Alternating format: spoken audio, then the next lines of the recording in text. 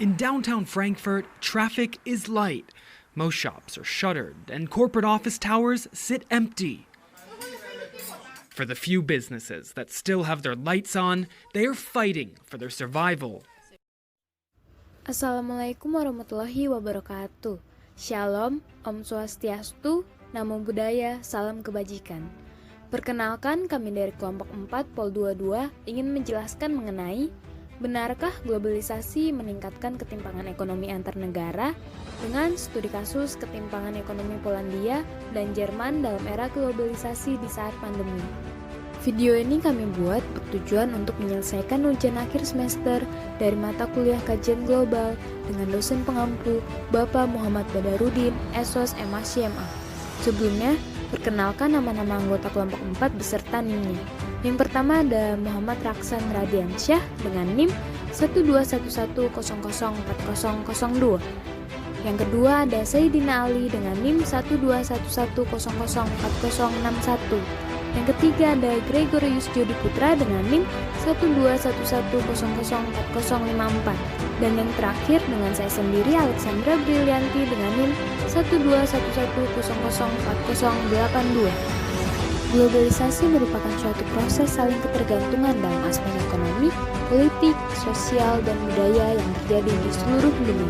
Globalisasi dalam aspek ekonomi dapat memberikan efek pada pembagian kerja internasional, perdagangan lintas batas barang, jasa, modal, teknologi, dan juga pendidikan.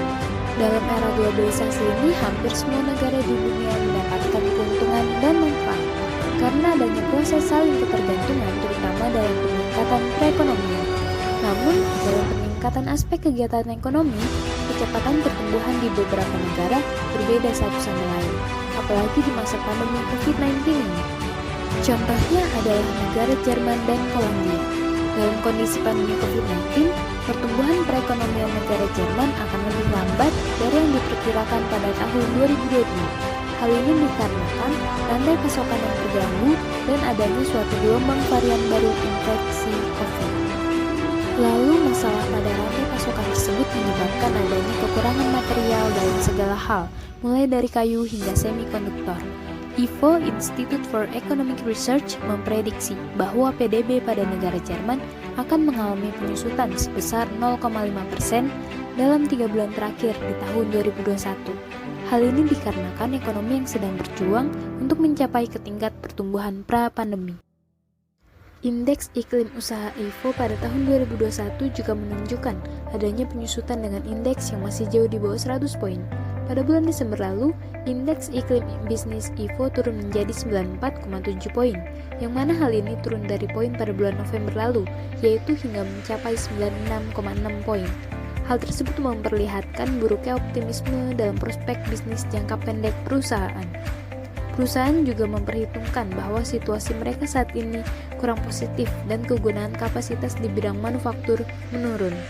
Ekonomi negara Jerman pulih pada tahun 2021 dari penurunan terkait pandemi COVID-19 pada tahun sebelumnya, meskipun hal tersebut kurang dari apa yang dibayangkan.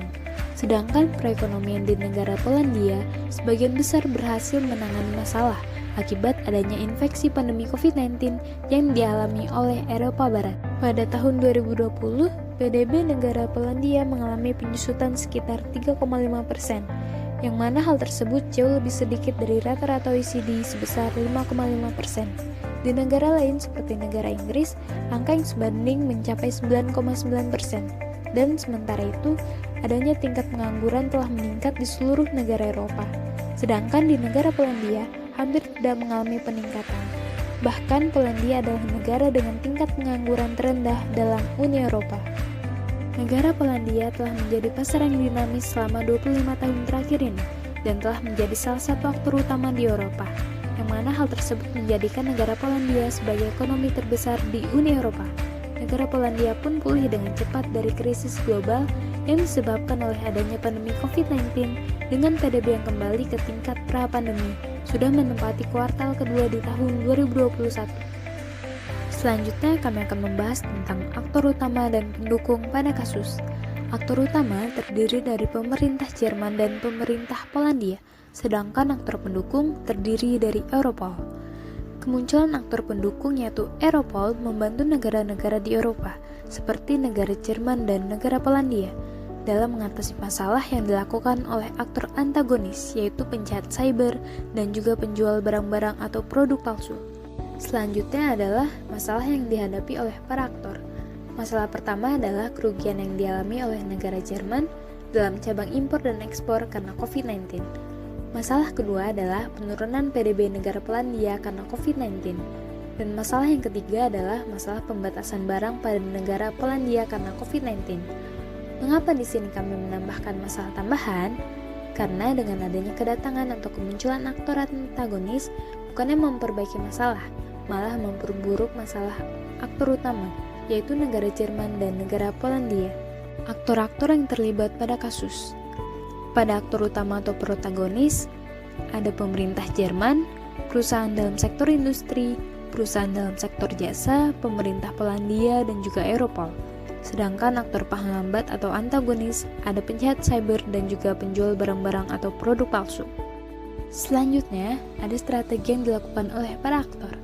Yang pertama ada pemerintah Jerman, di mana pemerintah Jerman justru memfokuskan diri kepada kesejahteraan warga negaranya, seperti terpaksa mengambil kredit baru sekitar 218 miliar euro untuk mendanai paket penyelamatan besar dan mencegah krisis berkepanjangan yang disalurkan dalam bentuk pinjaman, hibah, subsidi upah, dan gaji pekerja untuk mencegah terjadinya PHK kepada perusahaan kecil di negara Jerman dan juga wira swasta yang terdampak oleh COVID-19. Pemerintah Jerman juga melakukan pengetatan peraturan terkait kewajiban untuk melaporkan konten kriminal online untuk jejaring media sosial seperti Facebook, YouTube, dan juga Twitter, di mana penyedia layanan media sosial online wajib melaporkan ujaran kebencian kepada otoritas Jerman dan juga menyampaikan alamat IP dari pengguna yang dicurigai. Hingga saat ini, penyedia layanan media sosial tersebut hanya diwajibkan menghapus ujaran kebencian dalam periode waktu tertentu. Dan untuk kasus berat cybercrime, maka pemerintah Jerman akan meminta bantuan kepada Europol. Yang kedua ada pemerintah Polandia, di mana pemerintah Polandia berupaya mendorong peningkatan rasa solidaritas dari para diaspora dalam bentuk turut membantu pemerintah dan rakyat Polandia dalam menghadapi pandemi dan berbagai krisis sosial ekonomi yang timbul di dalam negeri. Dalam menangani kasus cybercrime, pemerintah negara Polandia telah membeli spyware Pegasus dari NSO Group dan juga Polandia mendapatkan bantuan dari Europol dalam kasus cybercrime. Yang ketiga ada Europol atau Badan Uni Eropa untuk Kerjasama Penegakan Hukum yang menangani kasus-kasus kejahatan dunia maya yang mengumpulkan informasi dari pasukan polisi di seluruh blok, memberikan informasi khusus pada pertumbuhan kejahatan dunia maya. Europol melaporkan dominasi penjualan barang palsu termasuk produk farmasi praktik serta beberapa insiden pencurian melalui penipuan dengan penipu mendekati korban mereka tanpa curiga dengan berpura-pura menjadi penegak hukum atau petugas kesehatan. Akan tetapi, Europol tidak memiliki hak atau kekuasaan untuk melakukan investigasi atau mempertanyakan tersangka yang terlibat dalam berbagai kejahatan. Selain itu, Europol juga tidak memiliki kekuatan untuk menangkap para tersangka sehubung dengan kejahatan di negara-negara Uni Eropa. Europol hanya dapat memberikan dukungan kepada agen-agen intelijen di negara-negara anggota Uni Eropa lainnya. Yang keempat, ada penjahat cyber, di mana penjahat cyber menargetkan individu dan bisnis. Penjahat dunia maya menggunakan kembali skema yang diketahui, misalnya kampanye phishing, distribusi malware, dan juga skema kompromi email bisnis untuk menargetkan korban dengan umpan terkait COVID-19. Dan yang terakhir adalah strategi pemalsuan produk. Bentuk umum dari penipuan terkait pandemi COVID-19 antara lain penipuan produk medis, misalnya penipuan non-delivery, penipuan harga, penimbun barang, serta penjualan produk palsu di bawah standar, tidak disetujui dan juga penjualan merek yang salah.